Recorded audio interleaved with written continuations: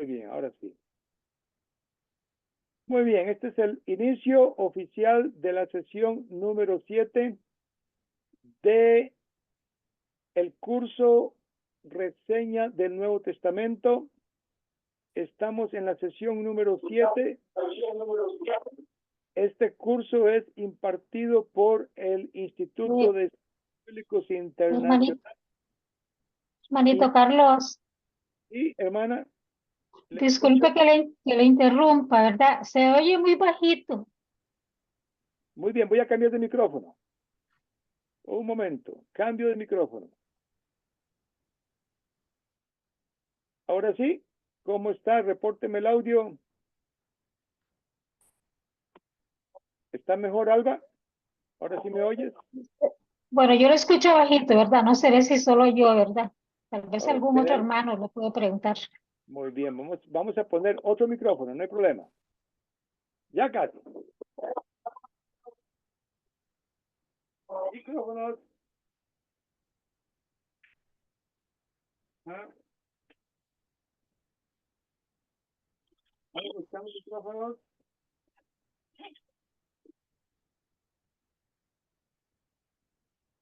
Ok.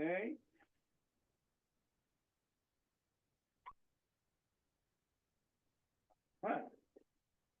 Bueno, en esos momentos los micrófonos se nos han agotado. Vamos a ver si este otro micrófono funciona. Ok, ahora sí. Ahora sí, ¿cómo estamos de micrófono? Mejor. Se escucha mejor, hermano. Excelente, hermano, excelente. Muchas gracias. Muy bien, por fin. Es que hay aquí algunos temas tecnológicos. Muy bien, entonces el asunto está así, ¿verdad? Estamos hablando de un curso compartido con la EQEB Internacional, que está ubicada en la ciudad de Quito, en Ecuador.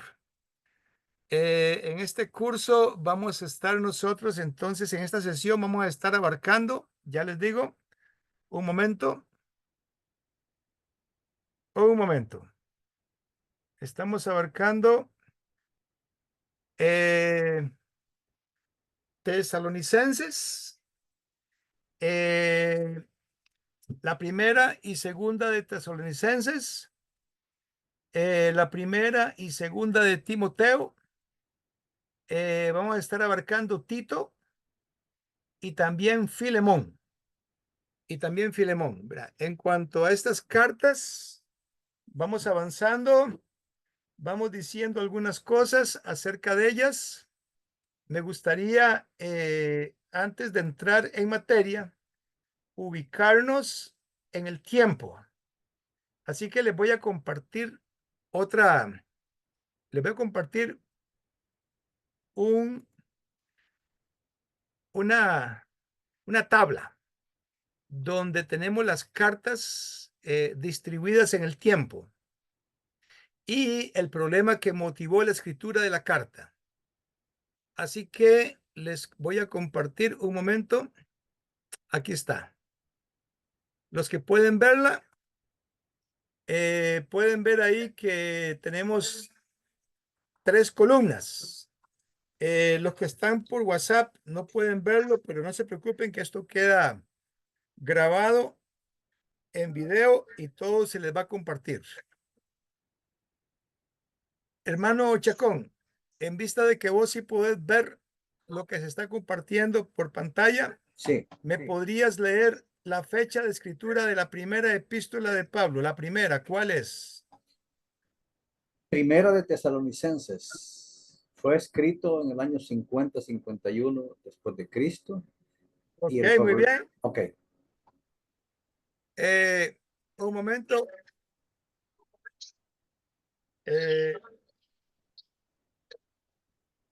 Un momento, estamos aquí lidiando con un micrófono abierto. El micrófono de Freddy Suárez, por favor, cerrarlo. Freddy Suárez, cerrar micrófono, por favor, porque cuando habla alguien por aquí, por el speaker, se hace retroalimentación. Por favor, Freddy Suárez Pérez, cerrar micrófono.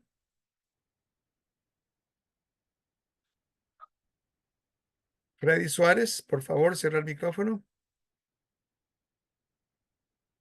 Aparentemente están intentando cerrarlo, pero no lo logran. Bueno, muy bien. Vea lo que va a pasar si le pido otra vez al hermano. ¿Y cuál es la escritura de la última carta? La fecha de la última carta. Hermano, La última carta se escribió en el año 64, 65 después de Cristo y es segunda de Timoteo. muy bien, muy bien. Entonces, es importante ubicarnos en las fechas, ¿verdad? Aproximadamente en el año 65 se escribe la última, que es la segunda a Timoteo. Y la primera se escribe en el año 50, aproximadamente. Y es primera de Tesalonicenses. Entonces, aquí tenemos nosotros que Pablo duró 15 años escribiendo todas las cartas. 15 años. La primera fue en el año 50 y la última en el año 65. La segunda carta que escribe es segunda de Tesalonicenses, también en el año 50, 51 aproximadamente. Luego sigue Gálatas, en el año 53, 54 aproximadamente.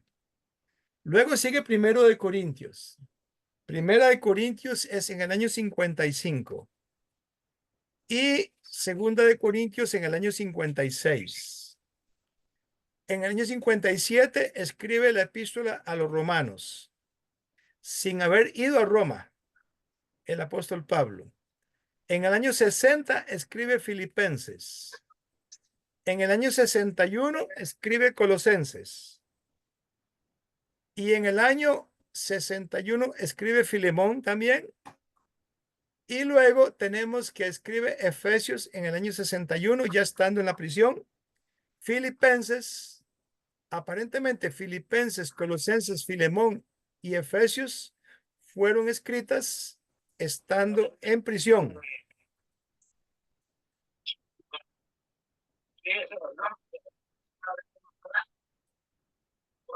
Un momento, estamos esperando que apaguen el micrófono.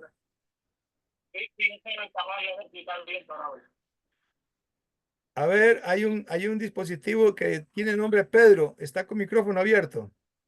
Por favor, apagar micrófono.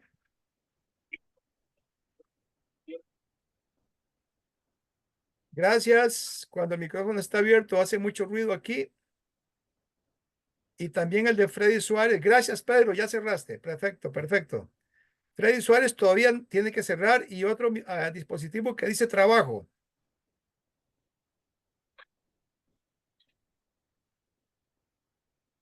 Sí, aparentemente no lo han encontrado cómo se cierra. Gracias, ya lo lograste, Freddy. Perfecto. Ahora falta trabajo también, falta trabajo, cerrar. Hay un dispositivo llamado trabajo que debe cerrar el micrófono. Le solicitamos. Bueno, aparentemente están tratando de cerrarlo, pero no han logrado encontrar el clic a donde se cierra. Muy bien, entonces estamos viendo que el apóstol Pablo escribió cada una de las epístolas. Se podría decir que escribió una cada año. Una cada año. O sea, las epístolas que se recogen de Pablo, él aproximadamente duró entre una y otra, duró entre 1 y 2 años. Y el orden cronológico de las epístolas no es el mismo orden en que las tenemos en el Nuevo Testamento.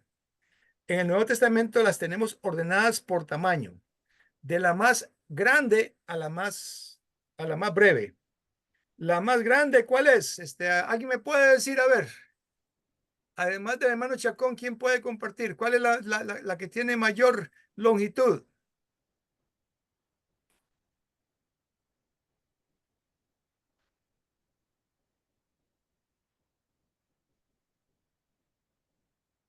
Muy bien. Tal vez quieren participar. Romanos, hermano. Gracias. Lisanca, Romanos, correcto. Y la más breve de todas es Filemón. Muy bien. Perfecto. Entonces tenemos, ¿verdad? Que cada epístola tiene un motivo diferente. Así que vamos a ir avanzando en esta materia. Les voy a seguir compartiendo. Ahora sí, vuelvo a las diapositivas de PowerPoint. No se preocupen que todo esto se les va a compartir de forma digital. Vuelvo a la presentación. Muy bien, aquí está la presentación. Un momento. Esta es la presentación. Ok, ahora sí, voy a buscarla aquí. Voy a cerciorarme de que la están viendo. Un momento. Ajá. Share. Muy bien, ahora sí voy compartiendo aquí. Vamos compartiendo. Muy bien, ahora sí. Antes de seguir con las epístolas de Primera y Segunda de Tesalonicenses, antes de seguir con Primera y Segunda de Timoteo, antes de seguir con Tito y Filemón, vamos a hacer un repaso muy rápido de la sesión 6. En la sesión 6 vimos 4 epístolas: Gálatas, Efesios, Filipenses y Colosenses. Muy importante entender que en Gálatas el tema central es la justificación por la fe. La justificación por la fe y la libertad en Cristo. Muy bien, ese es el tema de Gálatas. Es un tema muy abstracto, muy abstracto. Me gustaría si alguno de ustedes podría explicar el tema de Gálatas. ¿Qué es justificación? Por favor, explicarlo. A ver, un voluntario o voluntaria.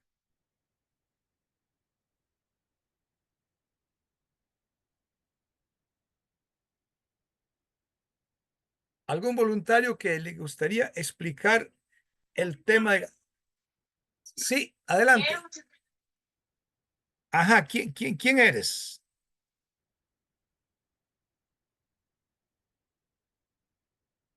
Se perdió el audio. Bueno, Hermano, adelante, Alba. Sí, eh,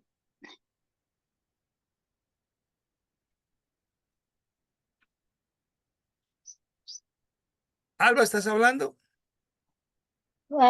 yo, Sí, adelante. bueno, justificación tengo entendido que es ser absuelto de un cargo criminal o de una condena, ¿verdad?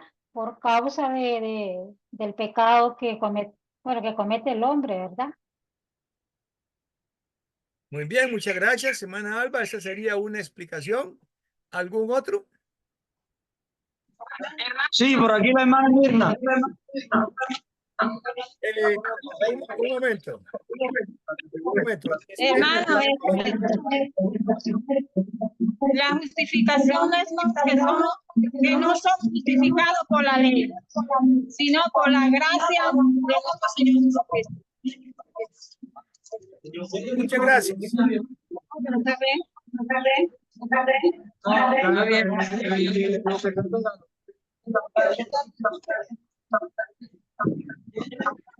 Bueno, en vista de que hay... Vamos a ver si...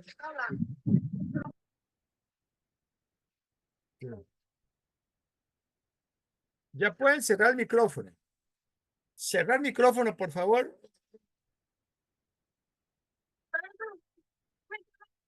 Porque el libro de Gálatas él lo habla en cuanto a la ley. Y él está hablando que ¿qué es la justificación? Como que ningún...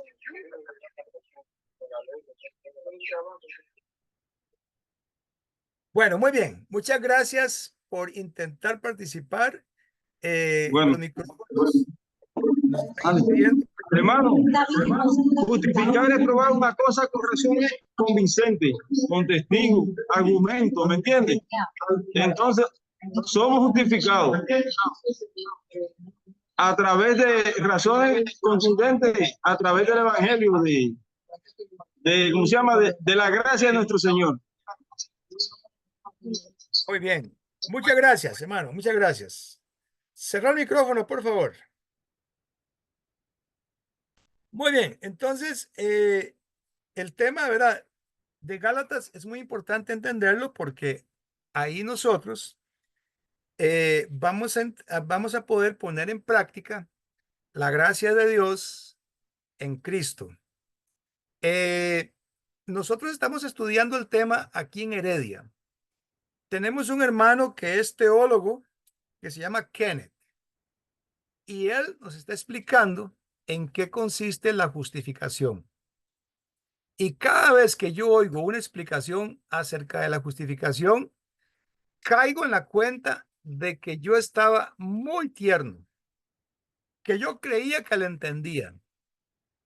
Pero de pronto, cuando oigo la explicación de Kenneth, me doy cuenta que me faltaba entenderla. Vamos a pedirle, tal vez, al hermano Chacón, o no sé, no sé si te sentís cómodo, Chacón, en tomar la palabra y explicarla desde tu punto de vista, cómo lo entiendes. Bueno, vamos a ver si lo logro explicar, hermano. Es que nosotros básicamente creemos, porque así fuimos enseñados, y obvio que no estamos alejados de la realidad, y nos han dicho así como una especie de cliché que justificación es ser declarado sin culpa. Pero de acuerdo a Pablo, en la carta a los romanos y recalcándolo con los gálatas, la justificación va más allá de eso. Es decir, que no solo es haberte declarado sin culpa, sino que la justificación viene desde antes incluso de la fundación del mundo, en donde ya Cristo tenía establecido un plan de salvación. Él ya sabía que el hombre iba a caer y él de una sola vez preparó de antemano, que esa es la famosa predestinación, al juez que te iba de verdad a limpiar de todo pecado y a declararte sin culpa. Entonces nosotros solamente hemos puesto la carreta adelante de los bueyes. Exactamente, exactamente. ¿Verdad? Ahí está, ¿verdad? Esa explicación que dio el hermano Chacón me parece muy acertada, ¿verdad? Porque precisamente tiene que ver con eso, tiene que ver con declarar justo al que es pecador. Y eso es algo que Dios preparó de antemano. Y significa entonces que en Cristo, por el hecho de que Él murió en la cruz, pagó por nuestro pecado, derramó su sangre, dio su vida, porque la paga el pecado es la muerte. Entonces Él llevó la sentencia para que entonces los que éramos culpables, los que estábamos destinados a morir por culpa de nuestro pecado, ya no tengamos que morir. Ahora somos justos en Cristo. Somos justos en Cristo, entonces ya nosotros tenemos entrada a la gracia, a la presencia de Dios, ¿verdad? Tenemos entrada al lugar santísimo. Antes, cuando nosotros estábamos sin justificar, porque no habíamos recibido, no habíamos aceptado la gracia, no la entendíamos, entonces nos sentíamos excluidos de la presencia de Dios. Pero ya no estamos excluidos de la presencia de Dios. Ve lo que dice Romanos 3:21. Dice, no hay diferencia. Todos pecaron y están destituidos de la gloria de Dios. Ve, esa exclusión es universal, pero en Cristo somos restaurados. Ve, somos otra vez, estamos ante la presencia de Dios sin ninguna culpa. Y esto es gracia de Dios. Por eso dice Romanos 5:1, justificados por la fe, tenemos entrada por la gracia. Voy a buscar mi Biblia, que la extravié momentáneamente. La extravié momentáneamente, creo que está en mi habitación, pero ya me la van a pasar, ¿verdad? Alguien está ahí atento, ayudándome, asistiéndome. Está en mi habitación, pero en la Biblia en papel que tengo por ahí, ¿verdad? Muchas gracias. Tenemos entonces lo siguiente en Romanos capítulo 5, versículo 1, que es un pasaje pivote. Es un pasaje de inflexión que hace pivote. Dice, justificados. Ven, ahí está. Ese es el estatus nuestro. El estatus de las personas que han sido predestinadas, que han sido escogidas, elegidas antes de la fundación del mundo por la gracia de Dios. Dice, el estatus de esas personas es justificados, justificados por la fe, no por lo que hicieron, no por mérito de ellos, sino porque han creído y porque han tenido fe en lo que Dios hizo para justificarlos, que es enviar a Cristo a morir en la cruz por ellos. Entonces, dice, justificados por la fe, tenemos, tenemos que paz para con Dios por medio de nuestro Señor Jesucristo. Cuando dice paz para con Dios, lo que está diciendo es que ya no hay enemistad, que ya estamos reconciliados con Dios. Ya Dios no tiene nada de qué culparnos. Ya no tiene motivo para estar enemistado con nosotros. Ya Él está en paz con nosotros. Entre Él y nosotros ya hay paz. Entonces tenemos entrada, dice versículo 2, tenemos entrada por la fe a esta gracia. ¿Lo ve? Tenemos entrada por la fe a esta gracia, porque es una gracia, es un regalo, no es algo que yo me estoy ganando, es algo que Dios me está regalando. Entonces, tengo entrada por esta gracia en la cual estamos firmes en esa gracia. Es decir, no debo tener ninguna duda de que estoy en la gracia. En otras palabras, ahora yo tengo certeza, seguridad de que mi interacción con Dios en oración es verdadera. Ahora sí, yo sé que Dios me está escuchando. Él me está oyendo. Y cuando yo le hablo a Dios en oración, tengo seguridad de que Él está tomando nota de mis pensamientos, de mis palabras, de mis expresiones de alabanza. Entonces, ahora sí puedo conocerlo, puedo entender más su naturaleza, su gloria, su majestad. Todas esas características de Dios se me hacen más, hay una palabra, Chacón, ¿me podrías ayudar? Más que... Más expeditas. Exacto, más asequibles, Ujú. más asequibles, sí. Expedita es una buena palabra también, ¿verdad? Yo ahora tengo, ¿verdad? Ese tesoro, esa, ¿verdad? Bendición, llamémosle privilegio, ¿ven? Que Cristo Jesús en la cruz ganó por mí esa reconciliación para que yo tenga entrada, como dice aquel famoso pasaje en Hebreos capítulo 10. Repito, Hebreos 10. Voy a leerlo. Hebreos capítulo 10, así es como leemos. Y voy a leer en el versículo El versículo 14. Oiga lo que dice el versículo 14. Porque con una sola ofrenda, ven, con una sola ofrenda, hizo perfectos para siempre a los santificados. Ven, entonces, ustedes y yo fuimos hechos perfectos con una sola ofrenda, la ofrenda de Cristo, el sacrificio que Él hizo de sí mismo en la cruz. Esa es la ofrenda que nos hace perfectos a nosotros. Y voy a seguir leyendo en el versículo 19.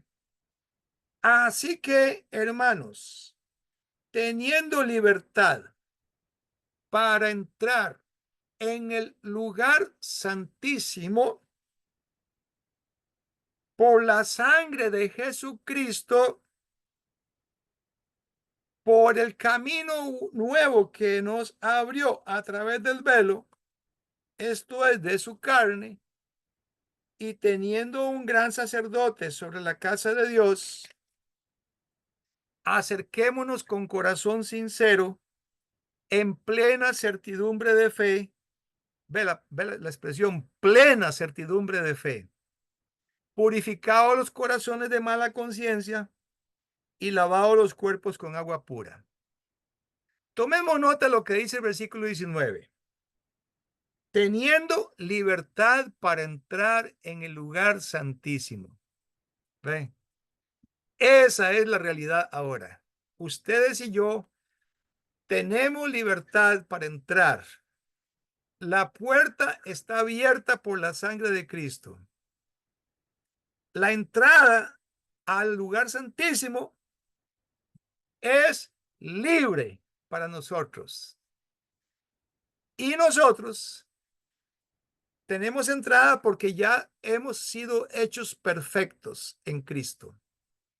Entonces, esa perfección que tenemos en Cristo nos permite estar seguros y tener plena certidumbre de fe. Y podemos tener los corazones purificados de mala conciencia. Ya la conciencia no tiene por qué acusarnos más. Y ya no hay más culpa, ya no nos sentimos culpables. ¿Ven? El que se siente culpable es porque todavía no lo entiende. Y entonces posiblemente sigue practicando algún pecado que le hace sentir culpable. Pero la persona que lo entiende no se siente culpable porque empieza a ver que en su vida cada día hay menos pecado. Y se va purificando y se va santificando más y más por su gracia. Entonces, eso es la justificación. ¿Qué les parece la larga explicación que les acabo de dar? Eso es justificación. ¿Ve? ¿Alguna pregunta al respecto a esas alturas? ¿Algún comentario?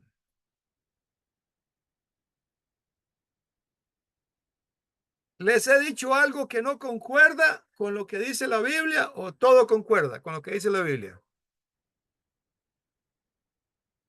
Todo concuerda, hermano. El grupo este aquí dice que todo concuerda. Gracias, grupo.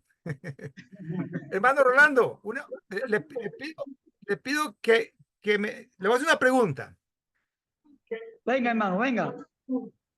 ¿Por qué será que muchos cristianos se siguen sintiendo culpables? Sienten que no han hecho suficiente, que les falta mejorar. Y en su oración dicen, Señor, ayúdanos a ser mejores cristianos cada día. ¿Por qué será que pasa eso, Rolando? ¿Cuál sería tu explicación de ese fenómeno? A ver, yo creo, por lo que he aprendido, ¿no? Según la experiencia en la vida cristiana y por las mismas escrituras, porque uno aprende de la escritura, que como bien usted explicó, todos nosotros que ya tenemos que tener una buena conciencia, porque lo que nos permite adquirir y tener una conducta diferente a dice es que por la buena conciencia que tenemos en la resurrección de Cristo, porque Él vino precisamente a reconciliarnos con el Padre. Y teniendo nosotros ya esa reconciliación, no tenemos por qué andar de esa manera, culpándonos o sintiéndonos que todavía hay algo que falta para que nosotros seamos realmente aceptados o justificados. La gracia nunca ha venido por nosotros, vino por Jesús, que Él nos justificó y nos santificó, dice la Escritura. Por tanto, nosotros todos tenemos que sentirnos orgullosos, como yo siempre he dicho, de sentirnos cristianos, porque en esta condición delante de Dios podemos andar con la frente en alto, hermano, porque Él pagó todo por nosotros. Solo nos queda a nosotros seguir adelante la vida que Él mismo nos dio. Siempre y cuando hagamos las cosas de la forma en que Él quiere que la hagamos, no de otra manera, es como Él quiere que la hagamos, porque este es también lo que resta de nosotros como siervos de Cristo. Hermano Rolando, gracias, hermano. Gloria a Dios por su explicación tan perfecta, hermano. Gracias. Henry o Lisanka, ¿cuál de los dos? Por acá, hermano, Henry. Adelante, Henry. Bueno, mi querido hermano, vea, yo lo veo como en la parte de Gálatas, ¿verdad? Capítulo 1, versículo 6. Dice, me maravillo de que tan pronto abandonando al que os llamó por la gracia de Cristo, os paséis a otro evangelio. No es que haya otro, sino que algunos os perturban. O sea, el motivo era ¿verdad? Habían personas que estaban perturbando, ¿verdad? Y estaban pervirtiendo el evangelio de Cristo. Pero como empieza, ¿verdad? El versículo 6 dice que tan pronto nos abandonamos al que nos llamó a esa gracia. La falta de fe, mi hermano, la falta de fe. No tenemos fe. Por eso es que pasan estas cosas. Gracias, hermano Henry. Exactamente, tiene que ver mucho la fe. Tiene que ver mucho la fe. Y ese pasaje que leíste de Gálatas lo dice todo, ¿verdad? Las personas que creen que la justificación, que sentirse libre de culpa es algo que se logra humanamente, haciendo algo humanamente, la persona que cree eso, esa persona está predicando otro evangelio. Ese es otro evangelio. Ese no es el evangelio de Cristo. Ese evangelio, incluso, vea, el apóstol Pablo, cuando dice que están predicando este evangelio, él se refiere a los judaizantes. Se refiere a los que estaban predicando que para poder ser libres de culpa, tenían que guardar la ley perfectamente. Y tenían que circuncidarse. Y tenían que seguir observando los 10 mandamientos. Cumplir los 10 mandamientos. ¿Qué es el cumplimiento de los 10 mandamientos? Lo que genera que la persona sea justa. Y Pablo le dice, sea anatema, o sea, cortado de comunión el que predique eso. Bien. Que su salvación depende de su desempeño, de su comportamiento. Entonces son esclavos todavía. Ustedes no son libres, ustedes siguen siendo esclavos de los rudimentos de la ley. No matarás, no cometerás, no dirás falso testimonio, no codiciarás. Todo eso son leyes. Cumplirlas no te salva, no te justifica. Ven. Cristo hizo todo eso por nosotros muriendo en la cruz. Ahora no dependa, ya no dependo de cumplir las leyes. Ya no depende de mí, de mi capacidad para cumplirla. Porque no las voy a poder cumplir. Es imposible para mí cumplir la ley perfectamente. Entonces debo descartar los 10 mandamientos. Ahora, ¿qué significa eso? Porque eso abre una gran duda. ¿Significa entonces que puedo violentar los 10 mandamientos? Esa pregunta no tiene sentido. Es una pregunta tonta. ¿Me entiende? Vean, se lo voy a explicar de esta manera. El domingo pasado, en la interacción que había entre el hermano Kenneth y el público y la audiencia, un hermano levantó la mano y dijo, pero hermano Carlos, no, perdón, hermano Kenneth dijo, porque el maestro era Kenneth. Es cierto, decía. La justificación la hizo Cristo en la cruz, muriendo por nosotros, nos justificó. Y para mí eso equivale al 99%. A nosotros nos toca por lo menos un 1%. Usted está oyendo ¿me entiende? Lo falso que es eso. Dice, en comparación con lo que Cristo hizo, Él hizo un 99% y nosotros estamos haciendo un 1%. O sea, en otras palabras, lo que está diciendo esta persona es que a Cristo le faltó. No fue suficiente lo que hizo Cristo. Tengo que agregarle mi 1%. Según este hermano, ¿verdad? Según este hermano. Entonces, cuando yo lo dejé pasar, no quise decir nada porque yo podía haber dicho algo, mejor no le dije nada, lo tomé por aparte y le digo, hermano, le digo, no es así, hermano. Lo que Cristo hizo no es 99%, hermano. Lo que Cristo hizo es 100%. Entonces pregunta él, ¿y entonces cuánto nos toca hacer a nosotros? 100% también.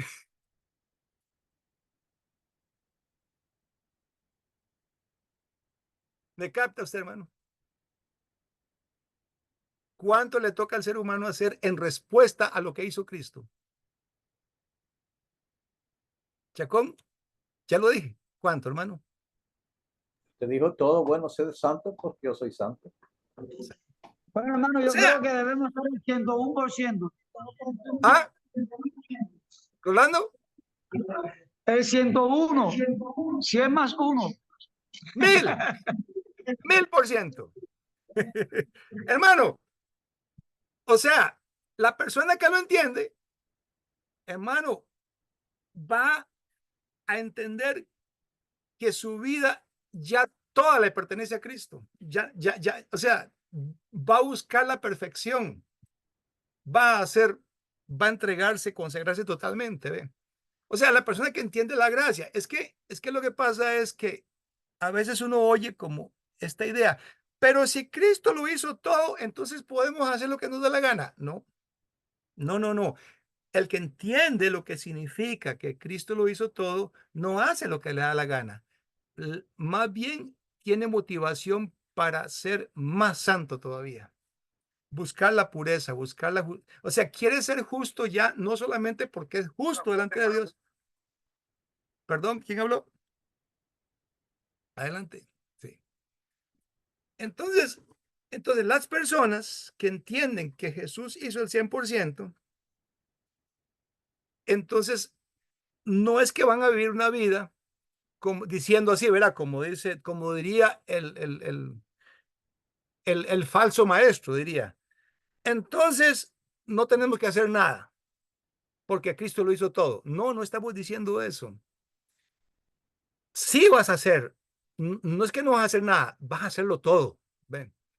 O sea, la única forma de demostrarle a Cristo que estamos recibiendo su gracia es hacer lo que Él hizo por nosotros. Así como Él murió por nosotros, nosotros morimos por Él. Nosotros también vamos a morir vamos a dar la vida por Él. ¿Ve? Por eso Jesús dice, el que busca su vida la perderá, pero el que pierde su vida por mi causa la hallará. Entonces, Él nos pide 100%. ¿Ve? Él nos pide la totalidad, una entrega completa. Por eso dice en Filipenses capítulo 2, versículo 5, haya en vosotros este sentir que también hubo en Cristo Jesús, que siendo igual a Dios no estimó el ser igual a Dios como cosa que aferrarse, sino que se despojó a sí mismo y se hizo obediente hasta muerte, hasta la muerte de cruz. Entonces nos pide que llevemos la cruz nosotros. La cruz es para morir. Es para dar nuestra vida. ¿Ve? Entonces, la persona que entiende la gracia no hace lo que le da la gana, porque entiende que al hacerlo Jesús todo, entonces yo tengo que darlo todo también. Es la mejor manera de demostrarle a Cristo cuán agradecido y cuán ¿me entiendes? Sensibilizado he quedado por su gracia. O sea, yo no quiero ofender el espíritu de gracia ya. Entonces ahí se cumple lo que dice Hebreos capítulo 10, versículo, vamos a ver, Hebreos 10, a ver, versículo, aquí está, ¿verdad? Ve lo que dice Hebreos 10, 28. El que viola la ley de Moisés por el testimonio de 2 o de 3 testigos, muere irremisiblemente. ¿Cuánto mayor castigo pensáis que merecerá el que pisoteare al Hijo de Dios y tuviere por inmunda la sangre del pacto en la cual fue santificado e hiciere afrenta al Espíritu de gracia? Entonces esa persona ya entiende, ve, que el Espíritu de gracia, el Espíritu de gracia no se le hace afrenta a ese espíritu, no se le hace afrenta. Pecando voluntariamente. No se le hace afrenta pecando voluntariamente. O sea, ya uno deja de pecar voluntariamente. Ya deja de pecar voluntariamente. ¿Ve? Ya uno rompe con el pecado. Ya empieza a ver y empieza a descubrir actitudes que son pecaminosas. Todo esto que estamos explicando está en todas las epístolas del apóstol Pablo. Palabra menos, palabra más, es la misma idea. La misma idea. Por eso yo me he tomado el tiempo para explicar esto, porque es una idea central, es una enseñanza fundamental.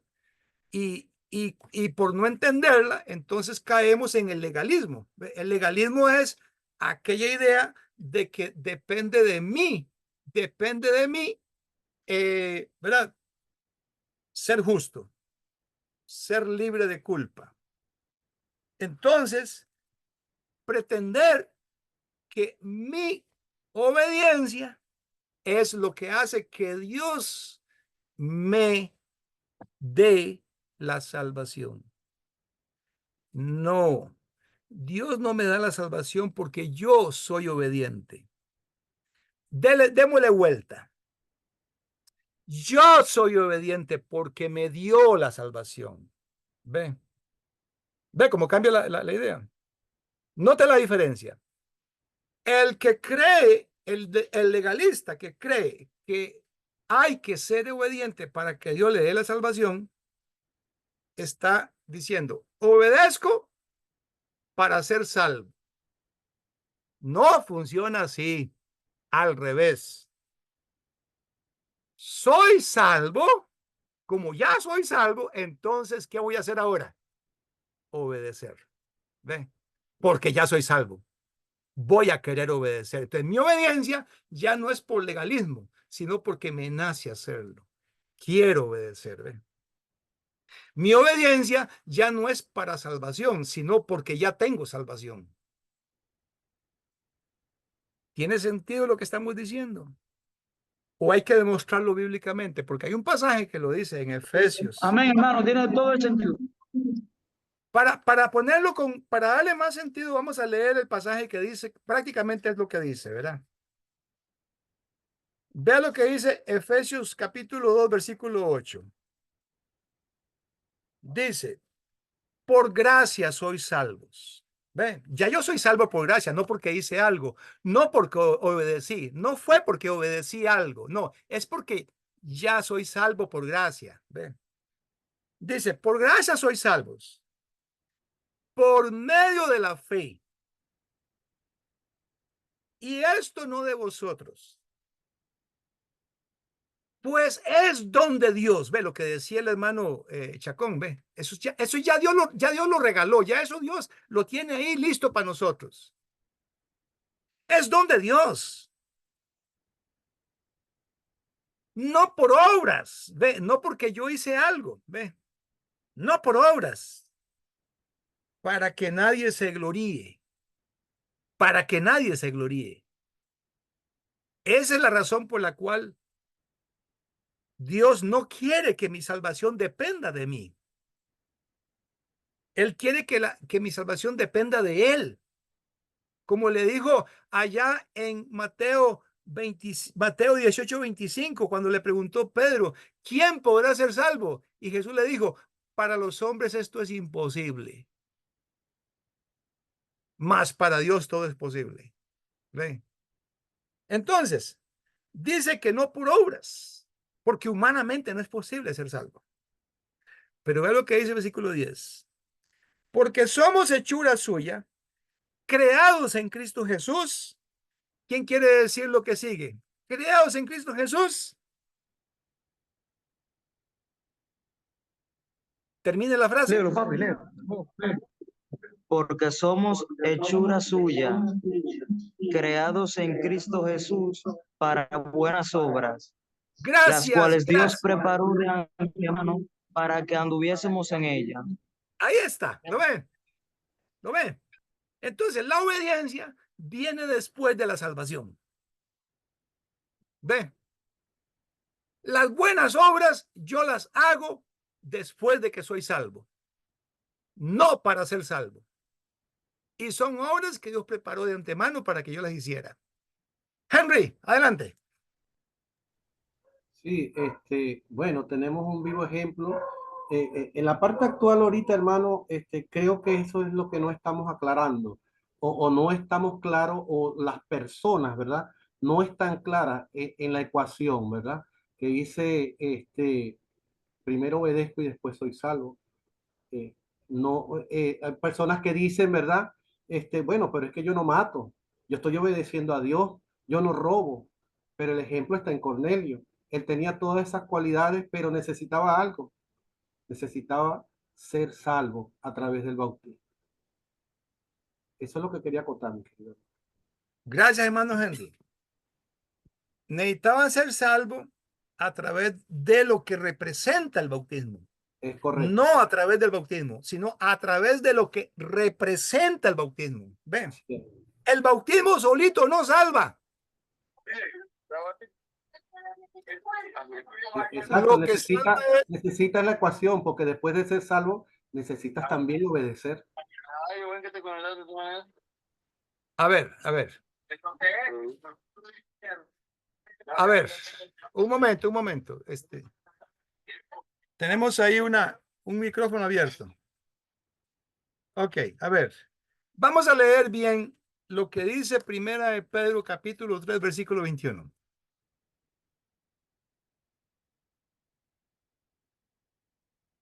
Vamos leyendo. Primera de Pedro 3, 21.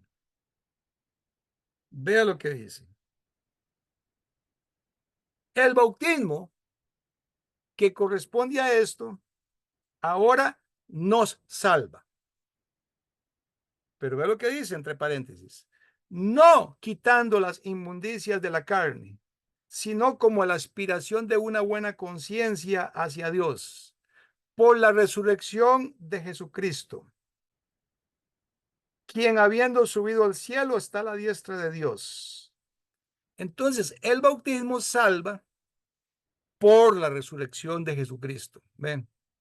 Y dice aquí, porque hay una aspiración de una buena conciencia. O sea, la persona que se bautiza es salva porque está aspirando a una buena conciencia por la resurrección de Jesucristo. ¿Ven? Entonces, la persona se bautiza.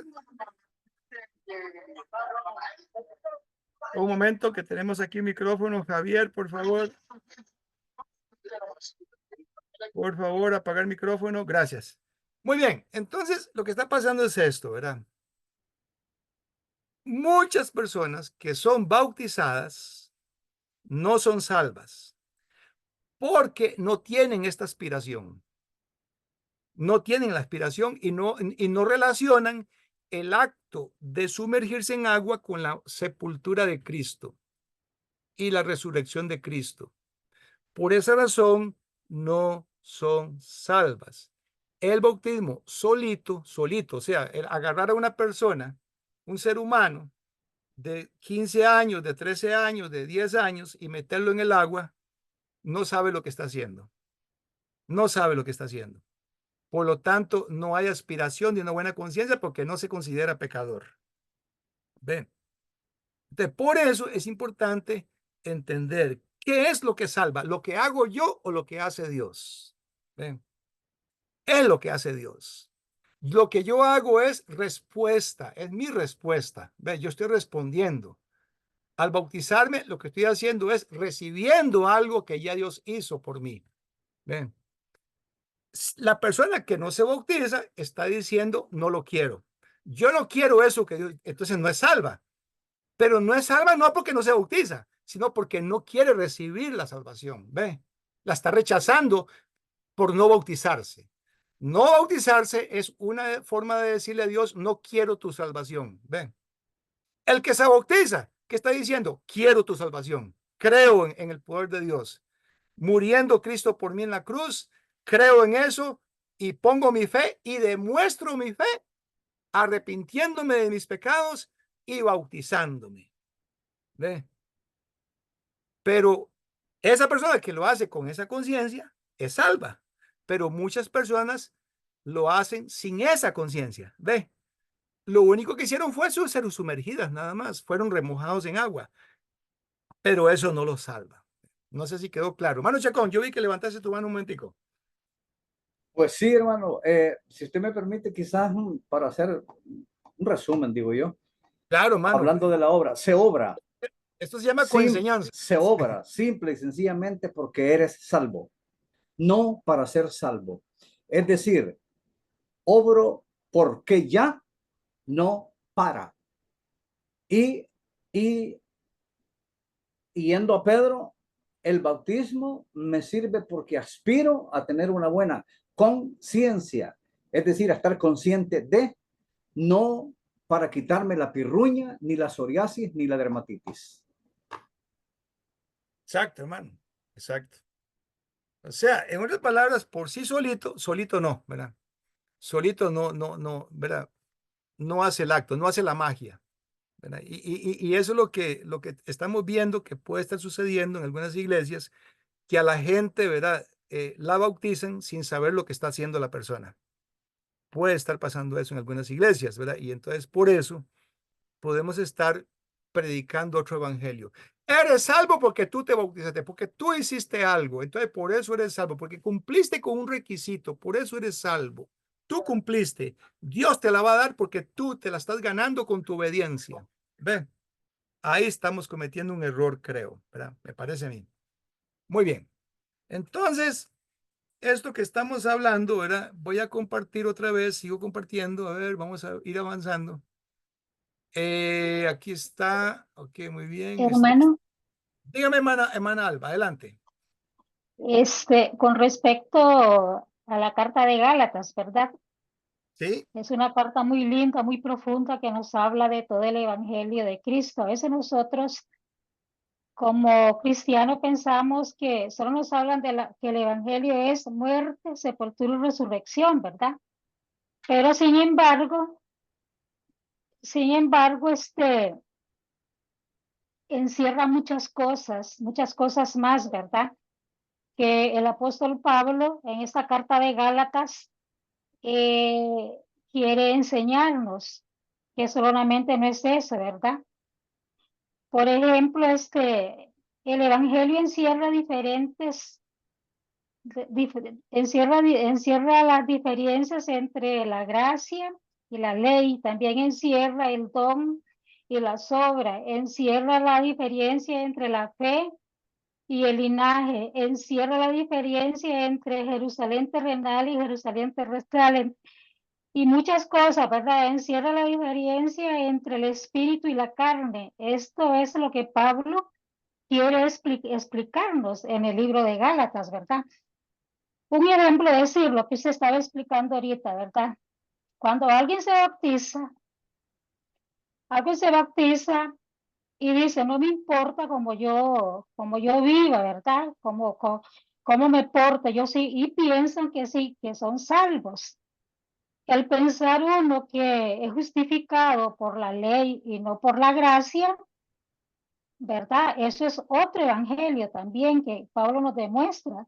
El decir que la fe no puede salvar, que no es suficiente, como lo que usted puso, ¿verdad? El caso, lo que usted explicaba, lo que sucedió el domingo pasado. Ese es otro evangelio, ¿verdad? Entonces, Pablo, en esta carta yo veo, ¿verdad? Leyendo un poquito más profundamente que Pablo es el que nos quiere explicar qué es el evangelio, que no solamente es muerte, sepultura y resurrección. Entonces tenemos que ver qué encierra el evangelio, ¿verdad? Y Pablo es lo que nos quiere explicar. Cuando nosotros tenemos el conocimiento de todas estas cosas, estas aplicaciones, que qué es el evangelio, entonces es donde entra el texto bíblico de Gálatas 8:1, ¿verdad? Entonces yo pienso que, bueno, al menos yo digo, pues, falta mucho para llegar a entender qué es el evangelio y de qué manera, pues, nosotros podemos tener la salvación. No sé si entendieron, ¿verdad? El comentario, eso era lo poquito que... Sí, hermana. Gracias, hermana Alba. Yo te entiendo, hermana. Me gusta, ¿verdad? Lo que dijiste acerca de la diferencia entre una cosa y la otra, ¿verdad? Yo agregaría la diferencia entre la ley y la gracia, y la diferencia entre la esclavitud y la libertad. Es decir, de lo que estamos hablando es de que la persona es salva no porque hizo algo. No. La persona es salva porque Dios lo hizo Sí, es todo. correcto, pero cuando nosotros, pues, yo creo que tenemos que, hermano, se me parece mucho yo lo conecto con Romanos, ¿verdad? Sí. Entonces, Sí, leyendo un poquito yo, Gálatas y Romanos es el mismo tema, ¿verdad? Y la persona es salva no porque hizo algo, sino porque Dios lo hizo todo y la persona que lo entiende lo hace todo en respuesta. Lo hace todo correcto, en respuesta. ¿Ve? La persona que no hace todo en respuesta es porque no entiende qué significa el hecho de que Dios lo hizo todo. ajá, ¿Ve? Entonces, pero eso que yo hago no es para completar lo que Dios hizo. No es para agregarle, sino para demostrarle a Dios que yo lo entiendo, es decir, que yo quiero honrar, quiero portarme a la altura de lo que Él hizo, ¿verdad? Muriendo Cristo por mí en la cruz, entonces yo voy a morir por Él también. Entonces yo voy a entregar mi vida y mi primer paso es bautizarme. Ahí comienza mi nueva vida en Cristo. Ahí entonces sucede la famosa regeneración, ¿verdad? La regeneración sucede ahí, es el nuevo nacimiento. Si alguno está en Cristo, nueva criatura es, las cosas viejas pasaron, todas son hechas nuevas. Ahí hay una regeneración. De lo que estamos hablando es de gente, y Alba lo dijo muy clarito, ¿verdad? Hay gente que tienen años de estar en la iglesia, su vida no cambia, y entonces ha pasado que esa persona se muere y nosotros decimos, ay, pero qué dicha, se bautizó, se murió bautizado. ¿Me entiende? ¿Qué estamos dando a entender con eso? Que la persona, con el solo hecho de que se bautizó, pero su vida no cambió, ya es salva. ¿Ve qué error más grande? correcto, ¿Ve? Y hay personas que todavía no se han muerto, pero son bautizadas, su vida no ha cambiado. Ah, pero yo soy salvo porque me bauticé. ¿Ve? Eso se llama dureza de corazón ya. ¿Ve? porque su comportamiento está diciendo que no entendió nada, ¿verdad? Está como la semilla que cayó junto al camino, que las aves se la comieron. No entendió. Entonces no hubo cambio en su vida. Entonces vamos a tomarnos un receso para continuar dentro de 5 minutos. Voy a detener la grabación, a pausarla. Se reanuda la grabación para poder grabar lo que dijo Rolando. Rolando, otra vez dilo.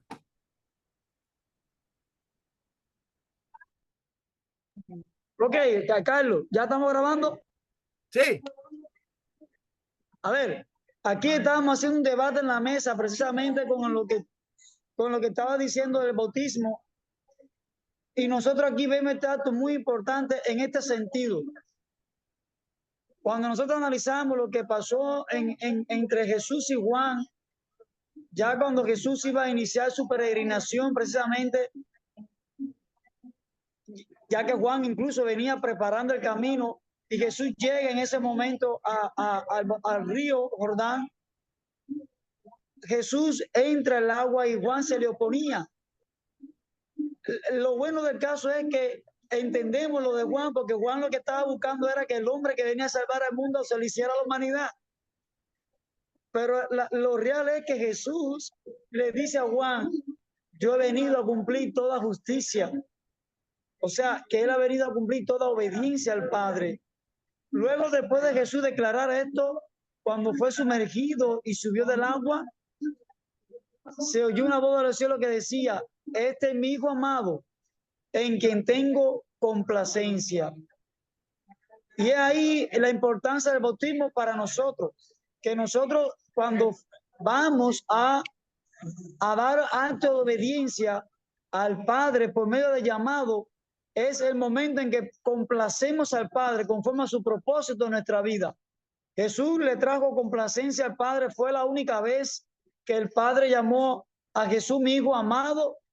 No lo hizo cuando María lo trajo al mundo de su vientre. No lo hizo hasta los 30 años en que Jesús se bautizó, que fue por primera vez cuando el Padre dijo, este es mi Hijo amado, en quien tengo complacencia. Nosotros podemos tener mucha fe y creer mucho en Dios, pero si no llevamos al punto de sumergirnos en las aguas para darle esa complacencia al Padre, para llegar al momento en que el Padre se sienta satisfecho de nosotros por haber obedecido, creo que no vamos a experimentar. O sea, el Padre no puede experimentar en nosotros lo mismo que en Jesús. Y es por eso lo importante que nosotros tenemos que ir al acto del bautismo. Somos salvos por fe, pero el acto del bautismo señala, marca nuestra seguridad, nuestra consagración con Dios. Por eso que cuando Jesús habló con Nicodemo, le dice que todo hombre tiene que nacer de nuevo para poder ser llamado hijo. Jesús no fue llamado hijo por el Padre cuando María lo trajo al mundo. Fue llamado hijo por el Padre cuando fue bautizó, en ese mismo momento. Y es por eso que nosotros somos reconocidos como hijos desde el momento que somos sumergidos en esas aguas ahí, resucitados por medio de esa obediencia en Cristo Jesús. Es muy importante. Y sí creo, como dijo Jesús a sus apóstoles, que cuando les digo ir por todo el mundo y predicarte el evangelio a toda criatura, el que creyere y fuere bautizado será salvo. Esas son las condiciones. Es creer en el Padre, en la muerte, sepultura y resurrección de Cristo y bautizarnos, dando la confirmación precisamente a la fe, al evangelio, porque el evangelio es la muerte, sepultura y resurrección. Y según Pablo, nosotros tenemos que dar muestra de esa fe, sumergiéndonos en el agua, muriendo al pecado, sepultando el pecado y saliendo de esa agua en señal de una resurrección para vida. Una cosa es que tenemos que creer y la cosa es que tenemos que consumir esa fe en el acto de obediencia en el bautismo. Por eso que nosotros cuando hablamos de la importancia del bautismo, y creo que se puede hacer en menos de 15 minutos, la gente entiende la importancia del acto como tal. Ahorita hablábamos también de que miramos que es como un sello, es el sello de que nosotros somos pueblo de Dios. Como mismo el pueblo de Israel tenía la circuncisión, y no es porque los circuncisos eran salvos porque eran circuncisos, es que tenían que permanecer en obediencia. Así mismo es el cristianismo. No porque seamos bautizados somos salvos. No, es que siendo bautizados tenemos que mantener en obediencia para poder garantizar realmente esa salvación.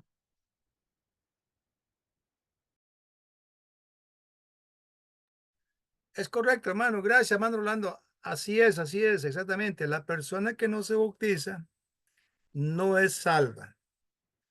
No es salva no porque no se bautiza, sino porque no cree lo suficiente como para bautizarse. Por eso es que no es salva, ¿ve? Porque su fe no es suficiente para bautizarse. El bautismo es evidencia de que hay fe. Eso es bautismo, evidencia de que hay fe. El bautismo es demostración de que la persona ahora entiende el poder de Dios para salvarle, que está en Cristo, no en el bautismo. El poder de Dios no está en el bautismo, está en lo que el bautismo representa. Ve, en sí mismo el bautismo no te salva, lo que te salva es lo que Él representa. ¿Y qué representa el bautismo? La muerte, sepultura y resurrección de Cristo. Bien. ¿Por qué digo esto? Porque las personas que se bautizan sin conectar el bautismo con el poder de con lo que representa, esas personas cometen el error de creer que por el solo hecho de haber sido bautizados ya son salvas porque ellos hicieron eso. ¿Ven? Ahí está el error. ¿Ve? El error está en creer que el acto solito salva. ¿Ve? Ese es el error, sin relación con lo que representa. Amén, hermano. Amén. El bautismo es un simbolismo, es una representación de algo. ¿Ve? Es como igual que la circuncisión, ¿verdad? Igual que la circuncisión. Es una representación de algo. Muy bien, vamos a avanzar. Hermanos, estamos todavía en el repaso de la sesión 5. Perdón, de la sesión 6. Qué barbaridad, no hemos avanzado nada.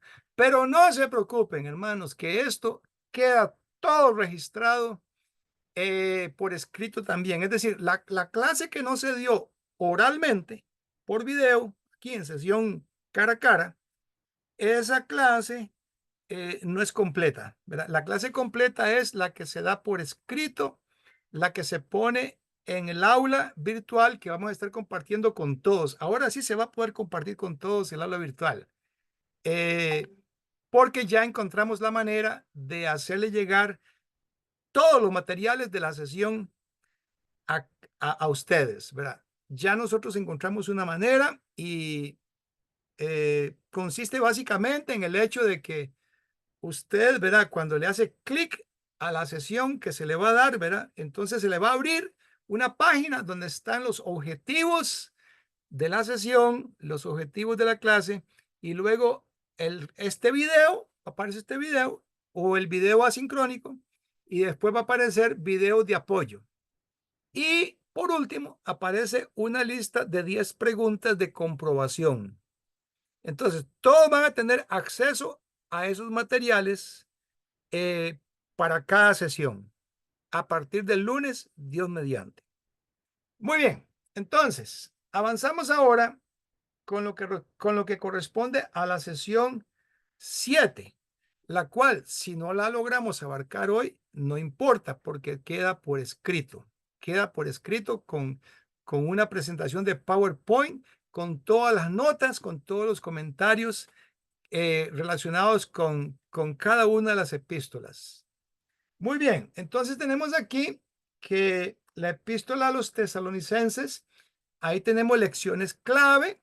La primera es, bueno, la epístola a los tesalonicenses, acuérdense ustedes que fue escrita aproximadamente en el año 50 de Cristo, año 50 de Cristo. Y el contenido de esa epístola es un contenido que tiene que ver con, vamos a ir compartiéndoles aquí, ¿verdad? Tiene que ver con el hecho de que los tesalonicenses estaban siendo perseguidos. Acordémonos de aquel momento en el cual Pablo tuvo que salir de Tesalónica porque ahí, ¿verdad? En Tesalónica querían matarlo. a Pablo. Eso lo podemos encontrar en Hechos capítulo 11. En Hechos capítulo 11, vamos a ver. No, mentira. 17, 11. Sí. En el capítulo 17 de Hechos, dice que en el versículo 5 dice que entonces los judíos que no creían, teniendo celos, tomaron consigo a algunos ociosos hombres malos y juntando una turba, alborotaron la ciudad y asaltando la casa de Jasón, procuraban sacarlos al pueblo. Pero no hallándolos, trajeron a Jasón y algunos hermanos ante las autoridades de la ciudad, gritando: estos que trastornan el mundo entero también han venido acá. Estoy leyendo Hechos 17, 5 en adelante. Bueno, ¿qué fue lo que pasó? En el versículo 10, inmediatamente los hermanos enviaron de noche a Pablo y a Silas hasta Berea, y ellos, habiendo llegado, entraron en la sinagoga de los judíos. Y estos eran más nobles que los que estaban en Tesalónica, pues recibieron la palabra con toda solicitud, escudriñando cada día las escrituras para ver si estas cosas eran así. Entonces, cuando Pablo llegó a Berea, es porque lo echaron de Tesalónica. Esa fue la razón. Pablo tuvo que salir de noche, salir de noche de Tesalónica, a escondidas. Y ahí quedaron los tesalonicenses creyentes. Y esos tesalonicenses creyentes estaban bajo una gran persecución. Entonces, por eso Pablo, en la primera epístola, les alaba la fe de ellos, porque ellos tienen una fe fortalecida a pesar de la persecución. Más bien podríamos decir que la fe de ellos estaba fortalecida por la misma persecución. Y también les alaba el amor mutuo y el apoyo fraternal. Les alaba eso a los tesalonicenses. Y por último, les da esperanza con el tema de la segunda venida de Cristo. Con el tema de la segunda venida de Cristo. Estamos hablando de personas que están siendo perseguidas, porque el mismo Pablo había sido perseguido en Tesalónica y les da esperanza,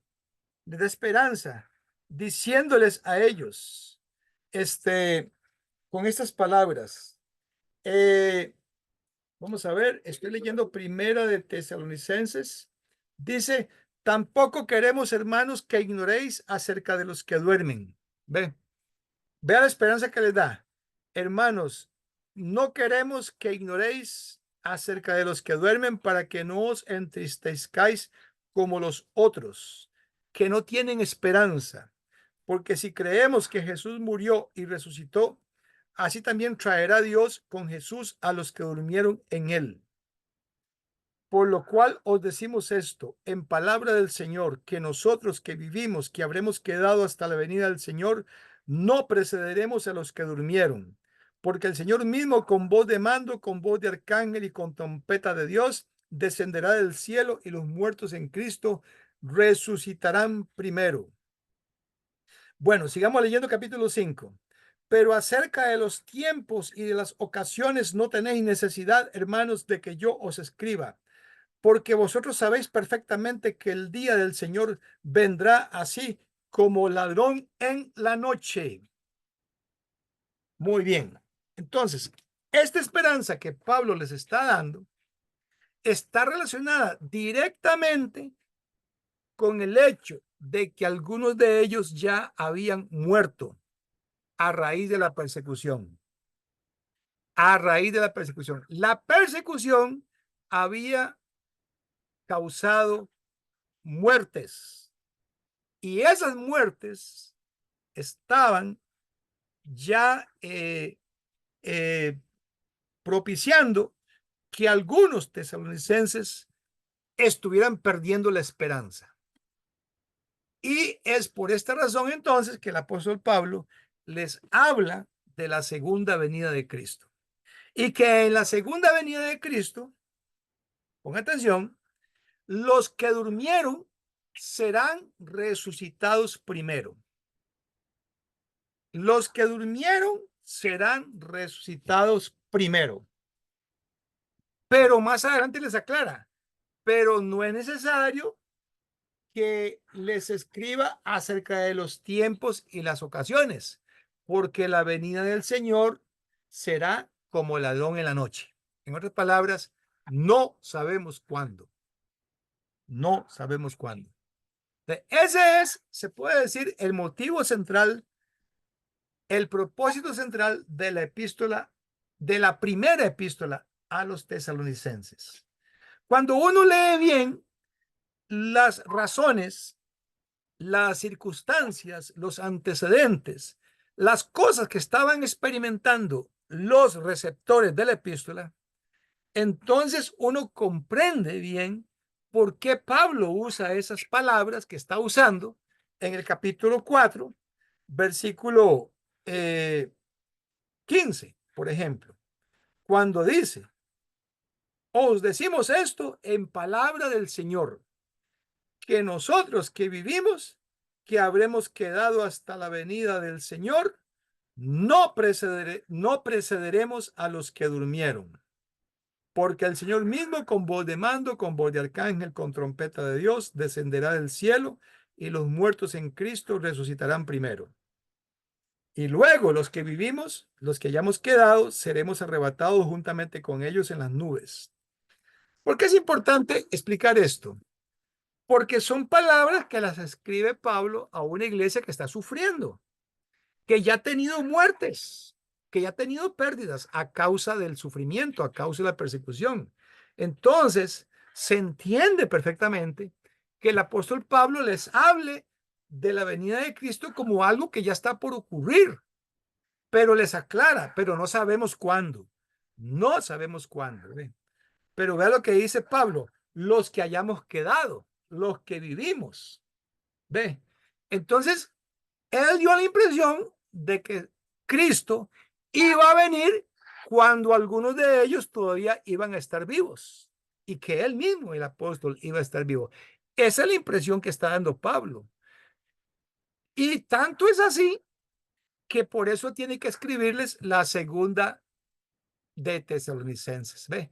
Porque ellos entonces empezaron a tener confusión acerca de la venida de Cristo. Por eso, el tema de la segunda epístola a los tesalonicenses tiene que ver con una clarificación. Pablo les clarifica que la venida de Cristo, ¿verdad? No iba a ser algo inmediato, ¿verdad? Algunos habían sido llevados a creer que el día del Señor ya había llegado, ¿ve? O sea, incluso estaban diciendo que ya había ocurrido la resurrección. Entonces, esa errónea enseñanza los había desanimado de que ya Cristo había venido y se había ido y no se los había llevado a ellos. Entonces, por eso, ¿verdad? Les escribe la segunda epístola y le dice que no se confundan, porque la segunda venida de Cristo de todas maneras no va a ocurrir, sino hasta después de que venga el hijo de perdición, el hombre de pecado. Y entonces aquí el apóstol Pablo mete un tema que es muy confuso, que es el tema aparentemente del anticristo. Aparentemente el apóstol Pablo está hablando del anticristo. Y los teólogos, hay muchas posiciones al respecto acerca de a quién es que se refiere el apóstol Pablo cuando menciona de el hombre de pecado. En segunda de Tesalonicenses capítulo 2, ¿verdad? Cuando habla de ese hombre, vea las cosas que dice.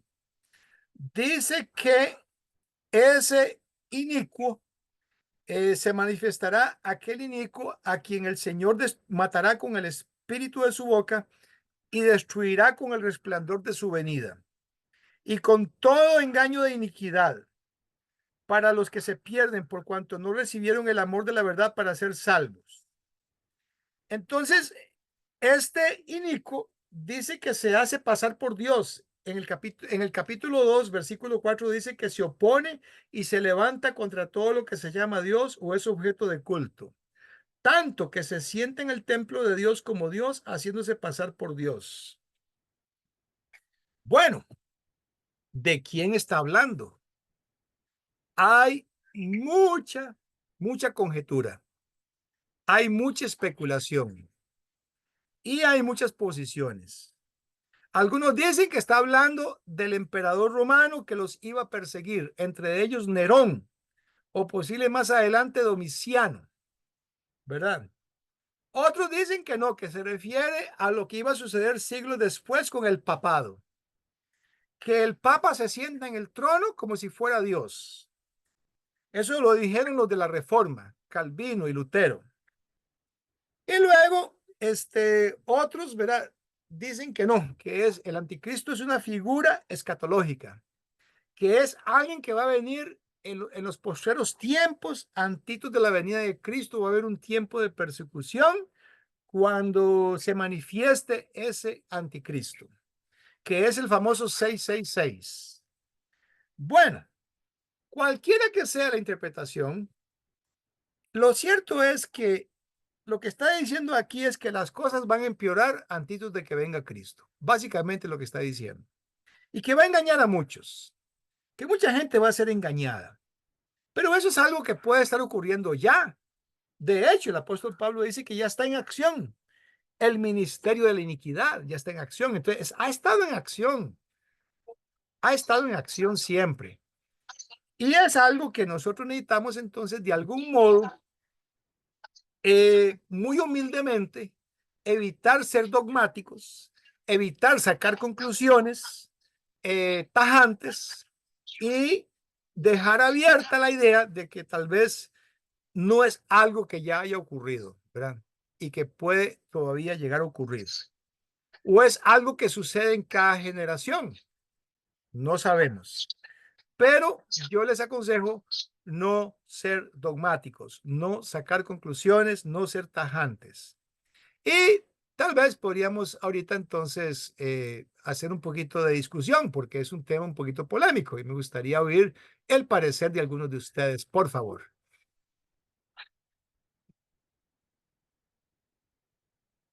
Carlos, Adelante. a ver, este es un tema muy bueno, me encanta este tema en este pasaje. Nosotros muchas veces nos hemos preguntado, cuando leemos la carta aquí en los Tesalonicenses, precisamente en la parte en que dice que ya está en acción el misterio de la iniquidad. Sabemos que la iniquidad es lo contrario a la piedad. Y entonces dice, porque ya está en acción el misterio de la iniquidad, solo que hay quien al presente lo detiene hasta que él, a su vez, se ha quitado de en medio. Nosotros nos preguntábamos muchas veces, y claro que también nos damos respuesta hasta donde creemos, ¿quién es o qué es lo que iba a ser quitado de en medio? ¿Qué impedía que ese inicuo se manifestara?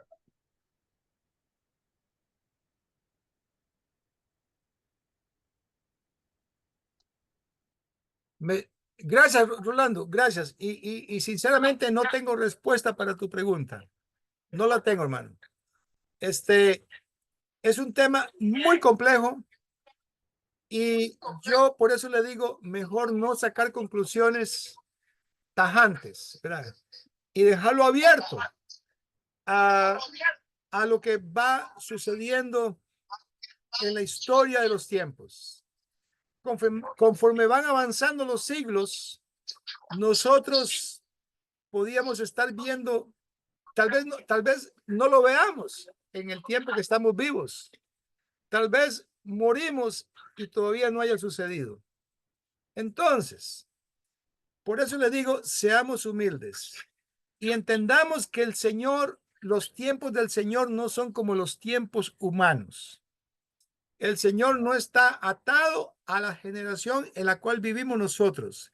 Él ve las cosas de forma global. Él abarca los siglos.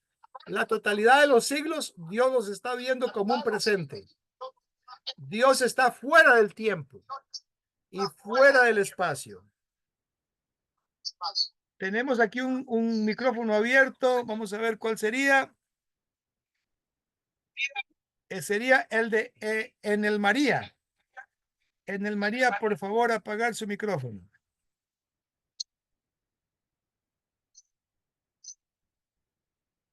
Ya lo fue a pagar, hermano, lo fue a pagar. Ok, gracias. Enel María, gracias, muy amable, muy bien. Ahora sí, continuamos entonces. Vamos a pasar ahora entonces a la epístola que tiene que ver. Bueno, antes de terminar, segunda de Tesalonicenses, expliquemos que también el tema de la segunda venida de Cristo los había confundido tanto que algunos de ellos se habían entrado en la ociosidad. Habían entrado en la ociosidad y no estaban haciendo nada para ganarse la comidita. No estaban trabajando. Entonces, por eso encontramos ahí unas palabras muy durillas, ¿verdad? Dice, oímos que algunos de entre vosotros andan desordenadamente, no trabajando en nada, sino entremetiéndose en lo ajeno. A los tales mandamos y exhortamos por nuestro Señor Jesucristo que trabajando sosegadamente coman su propio pan. Oiga bien lo que dice. Mandamos que si alguno no quiere trabajar, tampoco coma. Son palabras duras. Pero si usted las ubica en el contexto, se va a dar cuenta por qué las escribe el apóstol Pablo, ¿verdad? Muy bien, continuamos entonces creo que voy a compartir, ahora sí, comparto una vez más, las cartas pastorales. Las cartas pastorales, vamos directo a los temas de la primera de Timoteo. Primera de Timoteo tiene aquí, estamos recogiendo tres temas, tres lecciones clave. La primera es la lección del liderazgo. Estamos hablando de la iglesia en Éfeso.